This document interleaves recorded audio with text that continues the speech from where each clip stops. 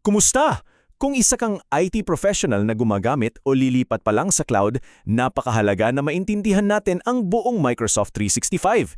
So sa pagtalakay na ito, alamin natin ang M365 ecosystem mula sa mga core services nito hanggang sa kung paano ba ito minamanage ng ama at efektibo. Tara, simulan na natin. Ito ang magiging flow ng usapan natin.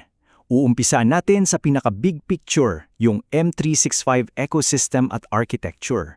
Sunod, sisilipin natin yung mga core service components na ginagamit natin. Pagkatapos, titignan natin ang M365 Admin Center. At syempre, magkakaroon tayo ng practical look sa pag-configure ng core services. At sa huli, magkakaroon tayo ng summary. Okay, umpisahan na natin sa unang seksyon. Tandaan natin, ang Microsoft 365 ay hindi lang basta isang bundle ng mga app. Ito ay isang kumpleto at naka-layered na platform. Isipin nyo na, ito ang mismong blueprint para sa inyong digital workplace. So paano ba binuo to? Ang arkitektura ng M365 ay may 5 layers. Ito yung dahilan kung bakit ito napaka-integrated at secure. Sa pinakailalim, ang pundasyon ay ang identity layer na hawak ng Microsoft Entra ID para sa authentication. Sa ibabaw niyan, andyan ang service layer kung nasaan yung mga familiar na apps natin like Exchange at Teams. Pagkatapos, meron tayong data layer kung saan kinokonekta ng Microsoft Graph ang lahat. Sumunod ang intelligence layer kung saan gumagana ang Copilot at iba pang AI. At ang bumabalot sa lahat, syempre, ay ang security and compliance layer. Palalalimin pa natin yung Microsoft Entra ID. Isipin nyo ito bilang security guard o yung pinaka-front door ng buong M365. Dito lahat nangyayari ang user authentication. Dito rin natin sineset-up yung mga conditional access policy para masigurong yung tamang tao lang ang nakakapasok. At syempre, dito rin natin pinapatupad ang multi-factor authentication or MFA para sa extra layer of security. Ngayon, pag-usapan natin ang Microsoft Graph. Kung ang Entra ID ay yung front door, ang Microsoft Graph naman ay parang smart fabric na nag-uugnay sa lahat ng bagay sa loob. Isa itong API na nagbibigay daan sa mga apps, lalo na sa AI tulad ng Copilot na intindihin ang konteksto ng ginagawa mo mula sa emails, sa documents hanggang sa meetings. Pero laging nirerespeto ang user permissions. Ito yung nagpapatalino sa buong system. Siyempre, para magkaroon ng sariling identity ang organisasyon nyo, kailangan ng custom domain. Kasi, di ba, mas professional tingnan yung jane@contoso.com kaysa sa default na onmicrosoft.com domain. Madali lang itong gawin, kailangan lang i-verify through DNS records. At good news, kung yung kumpanya nyo ay may maraming brands, pwedeng magdagdag ng multiple domains sa iisang tenant. Okay, so naintindihan na natin yung architecture. Ngayon, silipin naman natin yung mga mismong tools, yung mga core service components. Ito yung mga engines of productivity na araw-araw ginagamit ng mga empleyado para magawa ang trabaho nila. Ito yung puso ng M365. Unahin na natin ang Exchange Online. Ito ang backbone ng lahat ng communications, cloud-based email at calendaring. Ang mga key objects dito ay yung user mailboxes para sa mga tao, shared mailboxes para sa mga team, halimbawa sales@contoso.com, at distribution lists para sa group emails. Bilang admin, kontrolado mo ang daloy ng email gamit ang transport rules. At para sa security, built-in na dyan ang anti-malware, anti-spam at data loss prevention o DLP. Sunod ang sentro ng collaboration, Microsoft Teams. Mahalagang tandaan na nakatayo ito sa pundasyon ng Microsoft 365 Groups para sa membership at SharePoint para sa file storage. Yan yung sikreto sa likod nito. Ang mga key features niya ay yung persistent chat sa channels, yung integrated meetings, at syempre yung mga app tabs.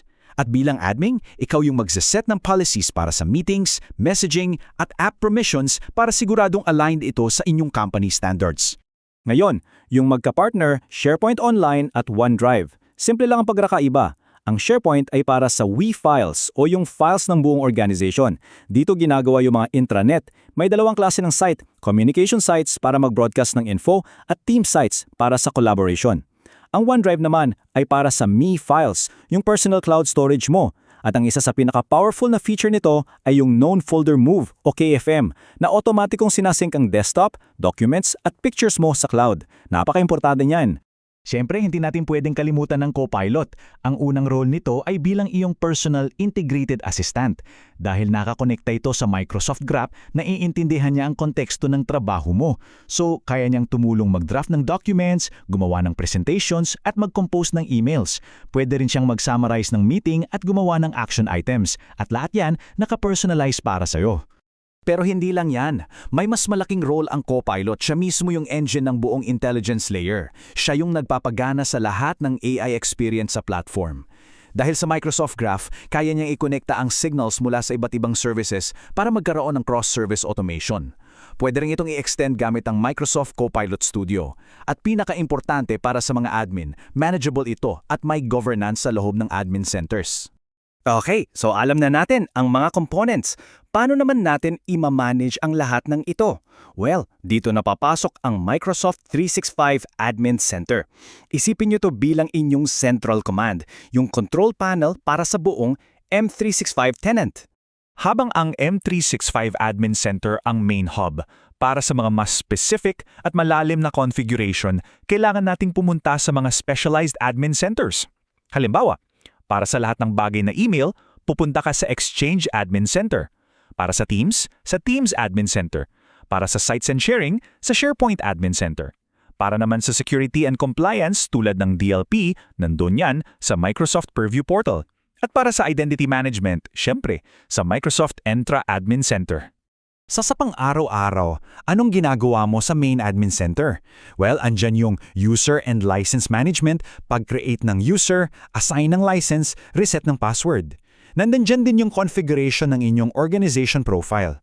Napakahalaga rin ng monitoring gamit ang Service Health Dashboard para updated ka sa mga outages. Siyempre, may reporting din para makita mo yung usage at adoption. At panghuli, yung message center para laging una kang makakaalam sa mga bagong features at pagbabago. Siyempre, hindi lahat kayang gawin sa web interface. Para sa mga advanced tasks, lalo na yung bulk operations at automation, kailangan natin ng PowerShell. Ito yung power tool ng bawat M365 admin. May specific modules para sa Exchange, Teams at SharePoint. At ang pinaka-powerful sa lahat ay yung Microsoft Graph PowerShell SDK na nagbibigay sa iyo ng unified access sa lahat ng M365 services. Okay, let's get even more technical. Dito na tayo sa huling section natin. Ngayon, magbo-focus tayo sa mga specific na configuration para sa tatlong hari ng collaboration: Exchange, SharePoint at Teams.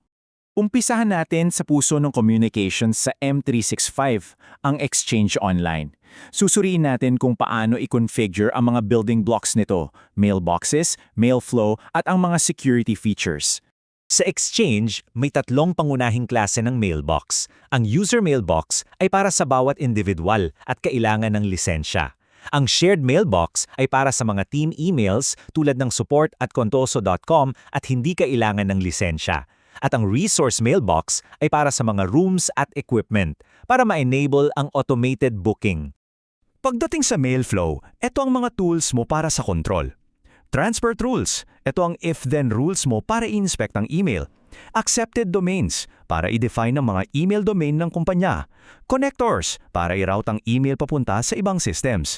Retention policies, para sa compliance at data lifecycle. At ang napaka-importante, litigation hold, para i-preserve ang lahat ng content ng isang mailbox for legal purposes. Lipat tayo sa SharePoint. May dalawang klase ng site dito.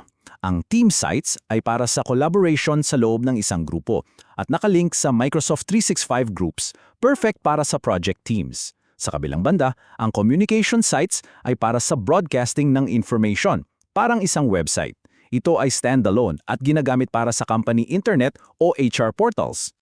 Sa SharePoint, critical ang permissions. Ito ang mga konsepto. Access control. Pwede kang mag-assign ng roles tulad ng owner, member o visitor sa iba't ibang level. External sharing. Ito ang mga policy na kumokontrol sa pag-share sa labas. Permission inheritance. By default, namamana ng files ang permissions ng kanilang folder at sharing links. Pwede kang gumawa ng links na may specific permissions at expiration date para mas secure. Panghuli, sa Microsoft Teams, policy configuration ang susi. Sa meeting policies, kinokontrol mo ang features tulad ng recording. Halimbawa, i-allow ang recording sa managers pero i-disable sa staff. Sa messaging policies, kinokontrol mo ang chat features tulad ng GIFs. Pwedeng i-disable ang GIFs para sa mga regulated departments. At sa app permissions, tinutukoy mo kung anong apps ang pwedeng gamitin. Halimbawa, i-allow ang planner pero i-block ang iba pang hindi aprobado. Ayan, marami tayong na-cover na technical details. So bago tayo magtapos, isummarize muna natin ang mga key takeaways mula sa ating pinag-usapan. So, ano-ano ang mga natutunan natin? Naintindihan natin ang layered architecture ng M365. Nilinaw natin ang papel ng bawat core service. Nagkaroon tayo ng tour sa M365 Admin Center. At tinignan natin ang mga foundational configuration tasks para sa mga core services.